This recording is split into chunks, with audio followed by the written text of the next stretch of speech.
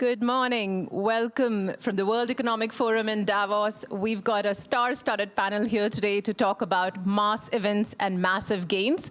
But first, I'm Spriya Srivastav, International Executive Editor at Business Insider and your moderator for today. Two quick housekeeping tips before we get straight in. One, if you're watching us live, join us on all the action. You can post, you can put a post on X with the hashtag WEF25. And we'll also take some questions from the audience in the end, so get your questions ready, and we'll open the floor towards the end. Right, let's get straight into it. Let me introduce my panelist. To my left is Patrice Louvet, CEO, Ralph Lauren Corporation. Next to Patrice is Her Highness Sheikha Latifa bin Mohammed bin Rashid Al Maktoum, Chairperson, Dubai Culture and Arts Authority. Next to Her Highness is Anna Marks, Global Chair, Deloitte. And finally, we've got Sir Martin Sorrell, Executive Chairman, S4 Capital. Morning. Welcome to everyone. Morning. We are talking about the experience economy today. Now, the experience economy has emerged as one of the most powerful driver of economic growth and community transformation in the last couple of years. What do we mean by experience economy? We talk about Taylor Swift's Eras Tour, which generated about $5 billion in economic activity. We talk about Olympics, we talk about FIFA, and we'll be talking about a lot more today about this. But when we talk about the experience economy, it's not just from the point of view of economic growth, but it's from the point of view of uplifting individuals, bringing people together, collaboration, and a lot of those things. So I'm very interested to hear each one of your perspective. You all wear very unique hats, and so we'll get straight into it. But to start with, Anna, I want to start with you. Let's touch on the economic impact of this. How impactful are these events? What is the economic impact that you're seeing from you when you look at it from your role? Well, thank you. Thank you for the question, and thank you for inviting me here. I think it's a great topic to be discussing. I do have to declare a personal interest, though, because I am a big fan of live events and large events. That could be a concert, a music festival, live theatre, big sporting events, the Olympics, of course, and the Paralympics, which this year were just an incredible experience to be at. But it appears I am not the only one. Many others are enjoying and embracing the power of coming together and seeing a live event with your family, with your friends, connecting it in a different way and sharing those experiences. And when you think about actually how quickly this part of the sector is growing. I mean, at Paris actually, the Olympics and the Paralympics were world-breaking in terms of the number of ticket sales, over 12 million tickets sold across both the Paralympics and the Olympics. And you're absolutely right. I mean, the Taylor Swift Eras Tour, I'm told, I haven't verified these numbers, but I'm told that in my hometown of London, the contribution to the local economy was over $300 million. And when you look at some of the stats around where the live events industry could go, they're talking about by 2032, around a 6% CAGR growth to reach $1.2 trillion. I mean, that's huge. And the impact that has economically is really significant. But it's not just on the wider economic picture, it's actually locally to people in the local communities. And if you think about the influx of people into any one city for any event, what that does for local communities, local businesses, your local cafe, coffee shop, retail outlets, accommodation providers, it's really significant. But it isn't only the economic elements, it's also the legacy that they leave. We were the worldwide managing consulting partners to the IOC for the Olympics this year. And we could see firsthand how the IOC and the French Olympic Committee committed to building legacy. When you look at the stats, positively impacting 4.5 million children largely through grassroots sports programs. Upskilling 30,000 individuals with new skills and capabilities to enter the workplace in a different way post the Olympics. Spending €1.5 billion on accessibility into public spaces, which leaves a legacy of inclusion within the city. And doing all of that with half the carbon footprint from previous Olympics and Paralympics. So they clearly did an incredible job. But what does that mean for business? and we have to look at it through that lens also, these events are hugely complex to put on. And you think about all the sectors within industry that they touch, the creative industry, designers and so on, the infrastructure industry, you need stadiums, you need to fit out those stadiums. Even if it is an existing stadium, you need to adapt it. Taylor Swift might want something different from the next artist or event. You think about logistics, transport, technology, it covers touches every single sector. So a huge business opportunity as well for growth. Those are striking numbers and very fascinating sort of bullets that you've mentioned there. I want to go to Martin, because we were just talking about this earlier before the panel. Even the Fed had to kind of come out and say that Taylor Swift has had a big impact on the US economy, right? You did not really... Well, it was very interesting in the case of Asia. If you remember, Singapore got a lock. Yeah. And actually, probably Singapore was probably the only city in Asia from a traffic and congestion and air travel point of view that could have done it. So, but they got a lock, if you remember, and they had an exclusive. And that caused a little bit of disruption amongst other Asian countries. But, you know, I've been thinking about, as Anna was talking about, you know, what is driving all this? And it strikes me there are a couple of things that are pretty important driving. One is maybe social and a bit controversial. And the other is economic, in a world which is, if not deglobalizing, becoming less global. In the Ted Levitt 1983, you know, consumers are consuming everything in the same way everywhere, which Ralph Lauren benefit from at a premium level. So the first thing is social thing. I think there's an interesting dynamic accelerated by COVID, but was always there, and that is the digital revolution, you know, which is going to be exacerbated and accelerated by AI at a huge scale, which has created a big issue around loneliness.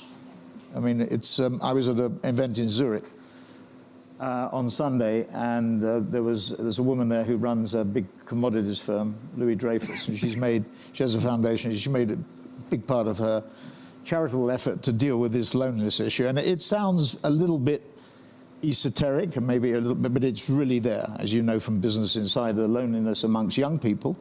Mental health is a bit, so why is it that experiences are becoming important? So I would throw that one dynamic out as one thing. The second thing, which I think is really more important, is economic. In a world, for good or bad, that is fragmenting, that is faced with three massive geopolitical issues: US-China relations, or lack of them, Ukraine, Russia, President Putin's objectives, and last but not least, Iran and the Middle East and the tensions there. It means the world is much more fragmented, and nation branding, we're going to hear a little bit later, I think, something on that. Nation branding is critically important. I was on the board of F1 for 9 years, and Bernie Ecclestone would go to the leader of countries, this is absolutely true, unvarnished, and would say to the leader of a country, you know, you want to use Formula One to rebrand your country, or brand your country, it will cost you $200 million to build a track, not a street track, but a unique track, and you won't gain a penny. So any nation leader who wants to position their countries thinks of 3 or 4 major events. It used to be the Olympics, so I'll come back to the Olympics, because the Olympics has actually, I think, lost traction. Paris was really interesting because it repositioned the Olympics, but it's a quadrennial event. You do have the Winter Olympics, but the Winter Olympics are not as powerful as the Summer Olympics, and they did lose traction. Yep. They're losing traction with sponsors. And then you have, I think, second would be FIFA and the World Cup, and that has gained traction. You've got the Club World Cup now in the US in 2025. You'll have the World Cup in the US in 26. You'll have the Women's World Cup in Brazil in 27. And remember, the World Cup in the US will combine Canada, Mexico, and the US. It'll be very interesting to see how President Trump deals with that in that context. And then you've got the LA Olympics, which will have soccer or football as a major part of it. So that's the second one. And the third one is Formula One. And Formula One, when I was at Formula One was very much a European and Asian event, and has actually been the driver for F1 acceptance in the United States came from Netflix. If you remember that series, Right. The guy running sponsorship was really interesting. The guy running sponsorship came in for very heavy criticism for being unable to develop Formula One sponsorship in the US.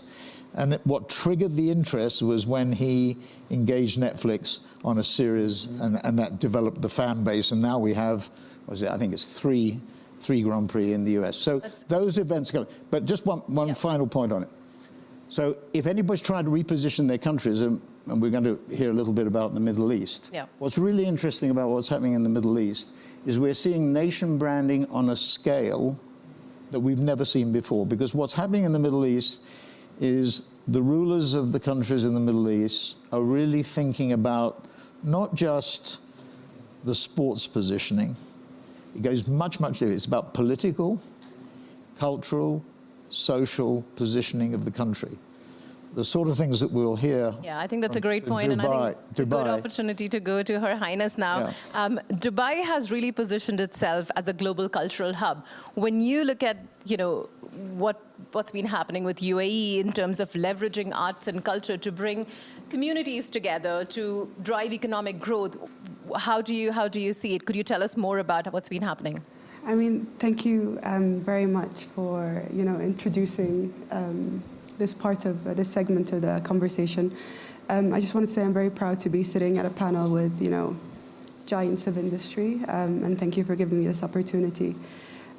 Before I speak about how we do what we do, I want to say a little bit about why we do it.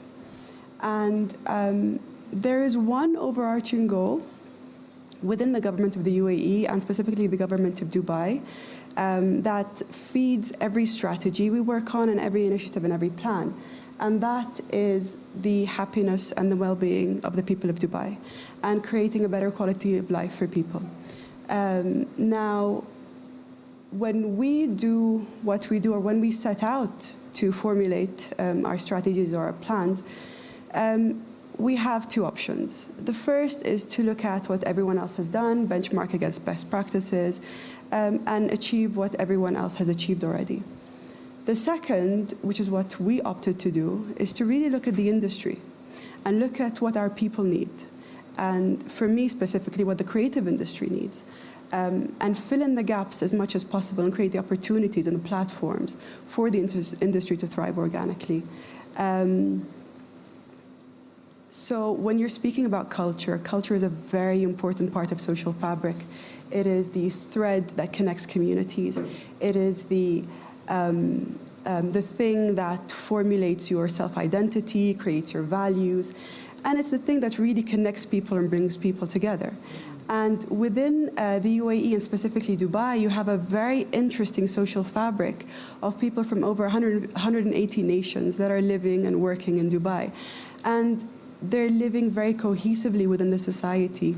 And it's a different model than anywhere else in the world, because they don't have to integrate within the culture of the UAE to coexist with the people, but are respected for retaining their own cultural identity, their own cultural practice, and celebrated for it. We have a lot of different cultural celebrations that we share with them in Dubai from all over the world. We celebrate Diwali, we celebrate Christmas, we celebrate our national events and cultural celebrations as well. And I think this really contributes to the identity of how Dubai operates and presents a very unique way of doing things. And I'm happy to elaborate more on that. Yeah, absolutely. We'll come to you, and we would love to hear some more examples, some stories, because I'm sure you've got lots to share. We have a chatty panel, so we'll kind of keep going. Patrice, I think this is a great opportunity to come to you now. From a retail perspective, from a branding perspective, how does Ralph Lauren align with big events? I mean, you've just had Paris Olympics. Walk us through, give us examples, talk to us about how that's been for you. What do you do as the CEO of Ralph Lauren? What's your role like in this? Well, first of all, thank you for having me today. Exciting to be here with my co-panelist. These events play a really important role in our ability to engage consumers around the world. So Ralph has been in the sporting world for almost 20 years now.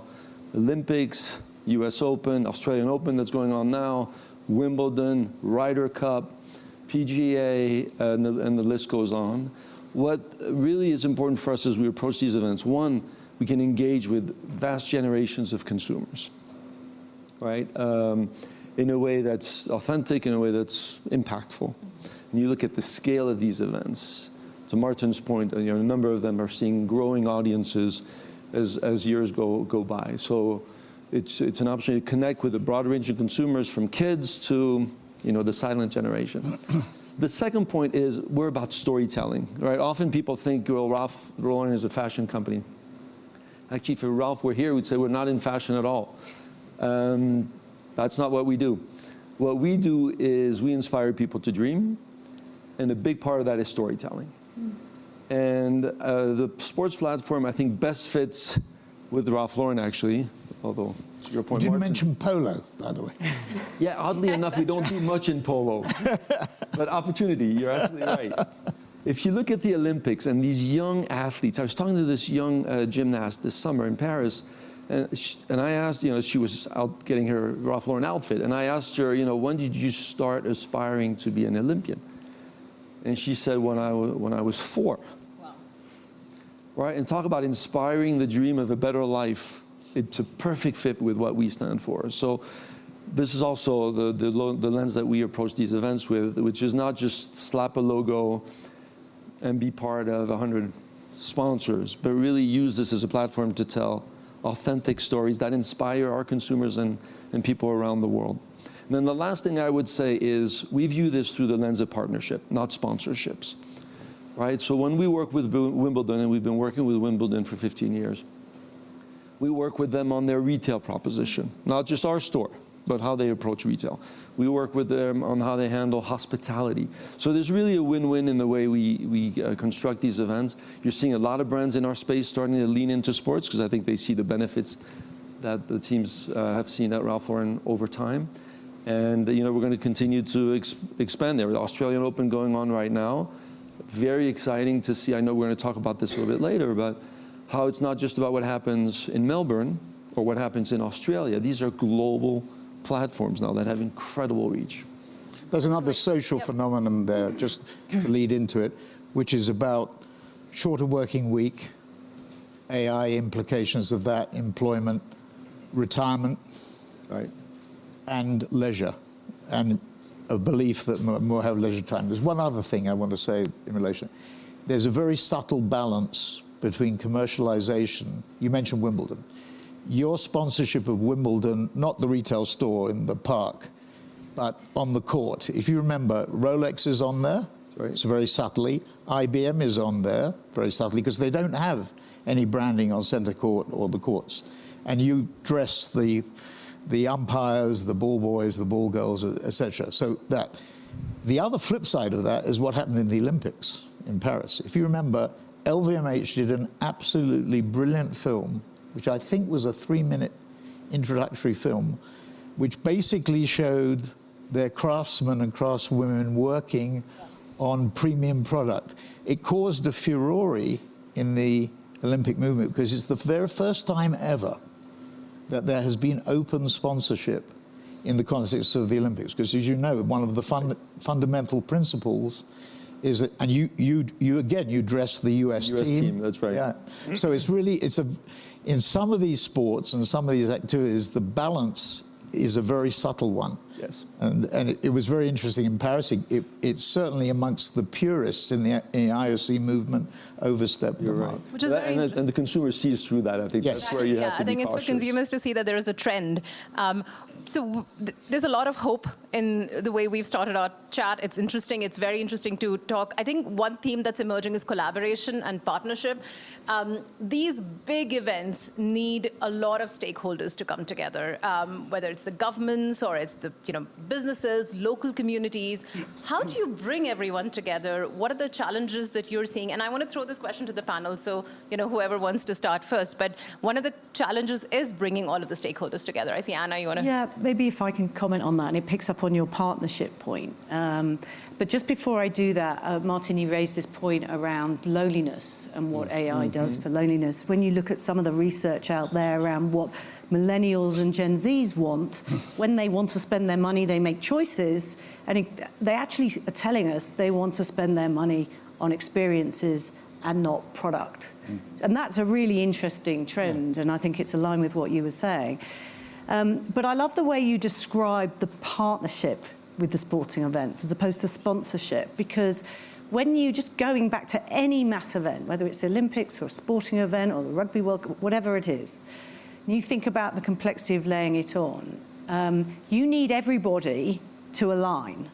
So, and when I say everybody, I mean governments, local authorities, business communities, and the local civil community as well. Because if they don't align, A, the event experience won't be the best it can be for the consumer, and B, you won't create the legacy that you want to create. And actually, for any brand, if you like, that's associated with that event, that's really important too, because we all have values that we want to live by. So if we just take one example, if you take transport, the government's contribution to the whole solution building for transport in a large event needs to be quite prevalent. They need to model and plan the transport routes, the efficiency, the ticketing profiles, all of those elements. And it changes depending on whether transport is government or privately owned, but that's broadly one element that they would contribute to. But then business needs to come on. They often own the infrastructure and the transport stock. They'll have the digital and technology capability to help with the modeling and the algorithms and the scenario planning. They'll be able to build digital ticketing platforms. All those things, you need businesses to contribute their skills, as well as advising on sustainability for the transportation systems. But then you've got the local communities. The transports that's laid on for these mass events needs to work in tandem with local community life. So they need to be involved. They also need to be involved because they'll be able to articulate what their legacy should be and be part of that. The only way you can get all those parties together to get to the right solution if they are together right from the start, co-creating the solutions across all of that work stream. And transport's just one element of a big mass event. And that means not just building things individually. Government policymakers, local authorities will do this, business will do that, communities will do this. You need to really come together and not just sort of cooperate by not getting in each other's way, but deeply collaborate, agreeing what the vision is, building the solution together and delivering that. And you move that into partnership if you can underpin that with absolute trust. And it's critical for these big events. I want to get Her Highness here, because we talked, when we were chatting earlier, you had some great examples from Dubai where collaboration has succeeded. And so if you could walk us through some examples, share some real life examples, that would be amazing. So I have two very important examples that we've worked on. One is the public-private partnership and collaboration between the public sector and the private sector. In every meeting I've been in with His Highness Sheikh محمد bin Rashid, Vice President and Prime Minister of the UAE and ruler of Dubai, he has emphasized the importance of working with the private sector. And from my experience and the experience of Dubai, the government is now in a position where it is moving just as fast, if not faster, than the private sector. And couple that with all the investments that the government has put into infrastructure, into different industries, the digital industry, into AI, into new technology, we have gained the trust of the private sector. And from my experience within the cultural and creative industries, most, if not all, of our initiatives are actually executed by the private sector. And that is hugely due to the trust that they have in the government. The second example that we've seen in Dubai recently is the Dubai Expo 2020, which actually happened during COVID. And for a nation to pull that off, it takes huge collaboration. It takes a lot of risk and a lot of trust as well in the government and the country. it took collaboration on a national level and an international level. And what we've taken out of Expo is a few key learnings. One is obviously collaboration. The second is inclusivity. And I think this was, from what I've learned, the first Expo ever that has given a platform to every single country participating to have their own pavilion. And there were instances where there were countries who couldn't afford to build their own pavilion. And what happened was the Dubai Expo team designed and executed their pavilion for them. So every single country had an equal standing to present the best their country had to give to the world. And there's a reason that His Highness chose to bid for an expo specifically, not a sporting event or any other mass event. And that's because expos are platforms that bring people together, that work on collaborations for the betterment of humanity. And it's a very noble cause. And it has been delivered for the first time in the region, which is a pride not only for our nation, but for the Arab region as well and the Middle East. And I think we managed to deliver an exceptional expo because of that. Those are very good examples. I think, Martin, you want to jump in. Just like there's a commercial tension that you have to think about, there's also, I think, an economic tension, because whilst it's true that these events are very powerful, they're also very costly. Yes. And they are funded by governments, either at a national level or at a local level, a regional level, or a city level. And actually, if you poll populations, in many cases, the local population will say the last thing we want is an Olympics. I mean, the Olympics is probably the toughest example, because you referred to legacy. Legacy and sustainability are difficult issues to do if you're building football stadia, and Olympic stadia. What are they going to be used for in the future? There's another thing, we'll be having the Club World Championship in the US, mainly East Coast this year. I think one game in Seattle and one game in LA, but I think it's 16 locations. You can imagine the private plane traffic that will be generated. You mentioned sustainability in relation to Paris and whatever. These are big issues. And the other thing is, it comes back to the loneliness thing as well, and the digital economy. Young people don't watch a football game for 45 minutes each half and 90 minutes. You may have seen Gerard Piqué has launched his King's Cup and Queen's Cup, which is Saturday or Sunday in the Barcelona Stadium, and 6 games, 20 minutes each half, 20 minutes break, so 6 one-hour games, families go, different setup. Live Golf, we're involved with PIF and Live Golf, a shortened game, 52 holes, etc. So what's happening is the events are going to have to be changed, in my view, in the longer term in 2 ways. One, they're going to probably have to be less new facilities and therefore more economic. And they're also going to have to be much more sustainable. And they're also going to have to appeal to consumers, particularly Gen Z, who are different. Those of us who try to manage companies know managing Gen Z people is there was a session this morning with McKinsey, Leadership in the 21st Century. That question was not asked. I thought it was really interesting. I think managing Gen Z is totally different to managing my generation or other generations. So, and getting them to watch things is totally different, because they watch highlights.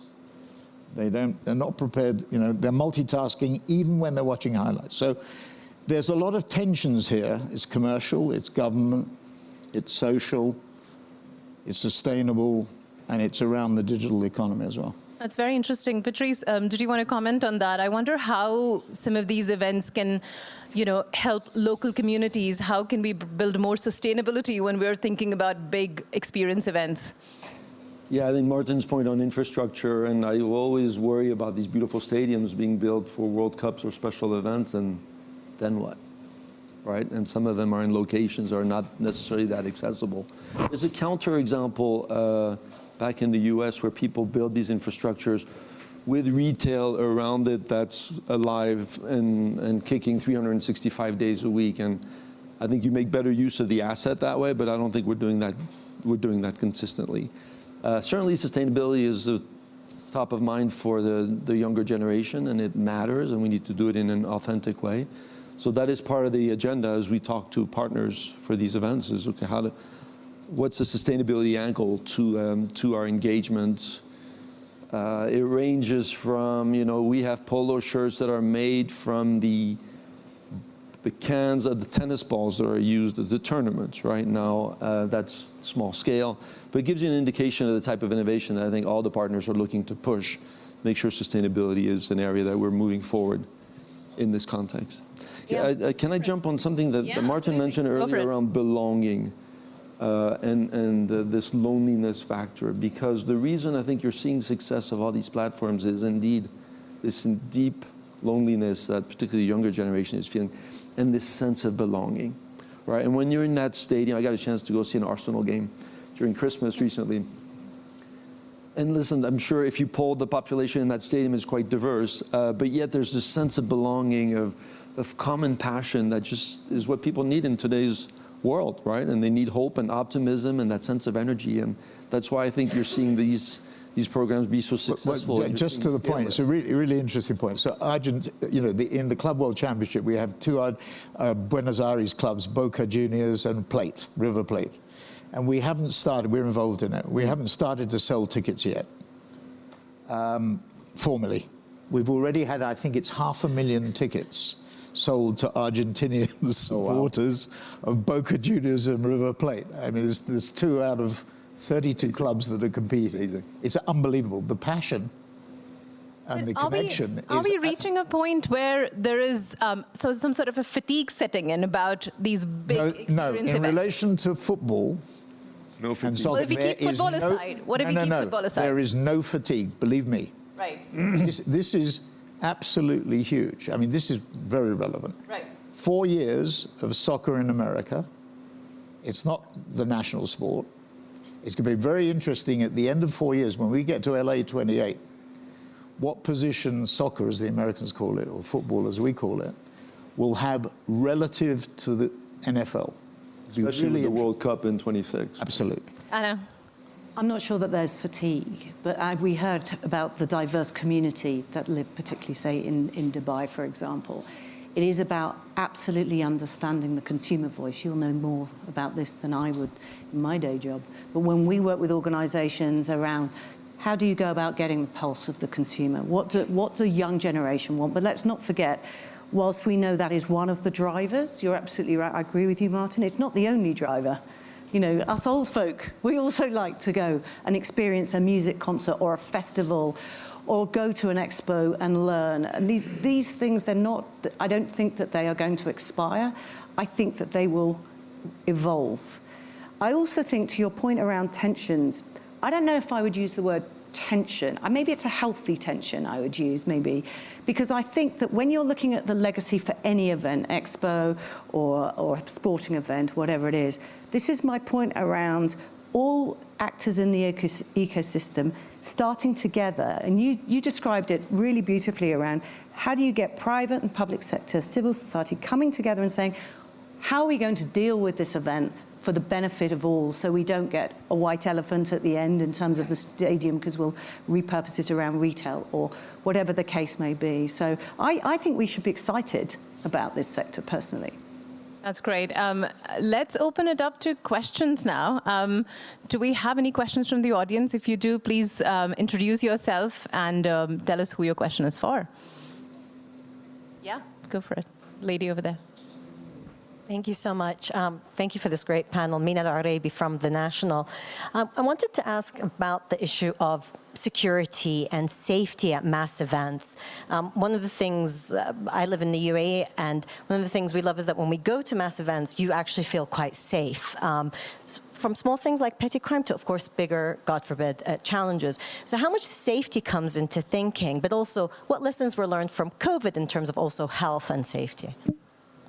question. Who wants to go? Well, we had for an it, example in the UK, you know, was the European final, which I went to.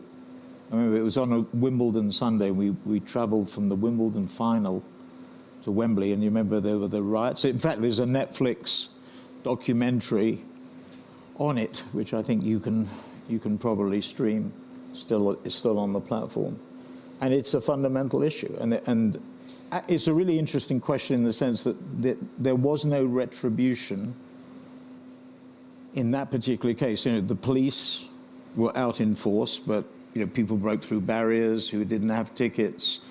I remember the manager of the Italian team, his son, was sitting in the section where we were. I was with TikTok, who were the sponsor who I was going with, and the manager's son couldn't sit in the seat that he'd been assigned, which was in a premium section, because somebody who didn't have a ticket occupied the seat. So it is a huge issue, and it's linked to this whole issue about communities. Do they really like these events? And when they have, you know, riots, when they have unruly behavior of the sort that you're talking about. I mean, when I arrived at the stadium, I think the kickoff was 8 p.m. in the evening. I arrived at about 6. I mean, the beer bottles and drinking and the pubs, they'd opened the pubs from earlier that day. It was on a Sunday. And so clearly the licensing laws had been altered in order to accommodate the fans, which turned out to be the wrong thing to do. So it is, you're right, it's a huge, and it really is a problem. It's one of the reasons why people vote against it when asked. Anna, what do you think? I think it's a brilliant question. And let's not forget, we're here at the World Economic Forum's annual meeting. This event in itself is a large event. And do we feel safe sitting in this room? I feel safe. We're in Switzerland. Regardless We're in Switzerland, for goodness sake.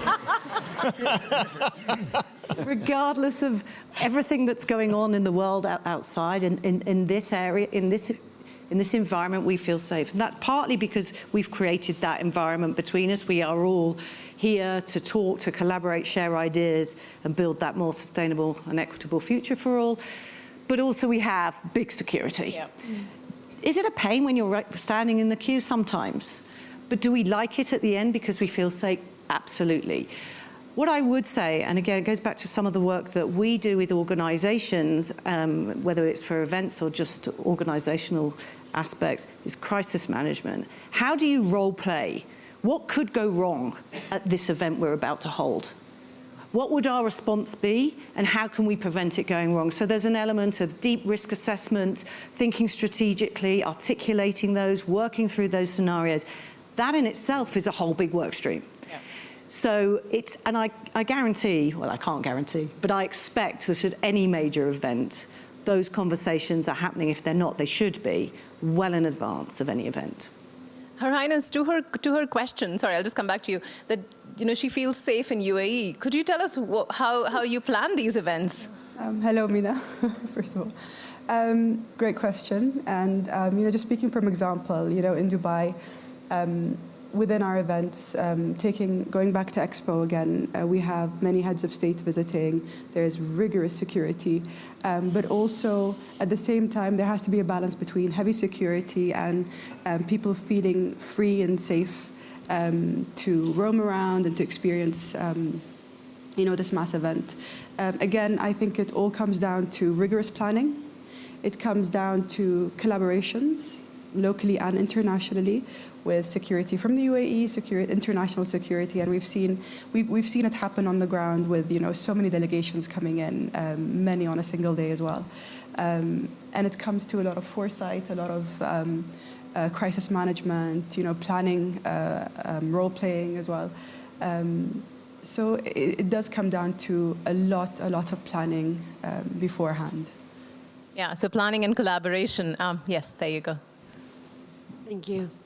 Hi, my name is Veronica Ruiz-Elviso. I live in Miami, like Messi.